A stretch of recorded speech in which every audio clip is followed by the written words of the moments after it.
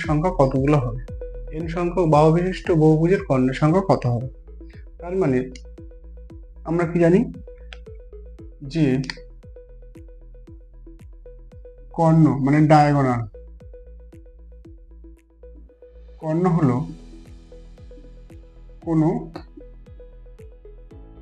বহুভুজের বিপরীত শীর্ষ বিন্দু দ্বয়ের সংযোজক সরল রেখা অংশ। তাহলে কর্ণ হলো কি কোনো বহুভুজের বিপরীত শীর্ষ বিন্দু দ্বয়ের সংযোজক সরল রেখা অংশ। তার মানে বহুভুজ আমরা পাবো। এবারে দেখা যাক যে n সংখ্যক বাহু বিশিষ্ট বহু, তার মানে একটা n সংখ্যক বাহু বিশিষ্ট যদি বহুভুজ তৈরি করি, তার মধ্যে কর্ণ থাকবে, তার বাহু সংখ্যা থাকবে, সেগুলো প্রত্যেকটা সরল রেখা অংশ। কি অর্থাৎ যে আমাদের উত্তরটা কি পাবো, যে কর্ণের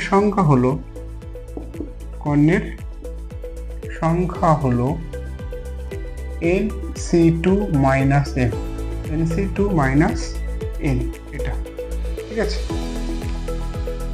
এটাকে যদি আমরা ভেঙে পাই, এটা সমান হবে n ইন্টু n মাইনাস 3/2।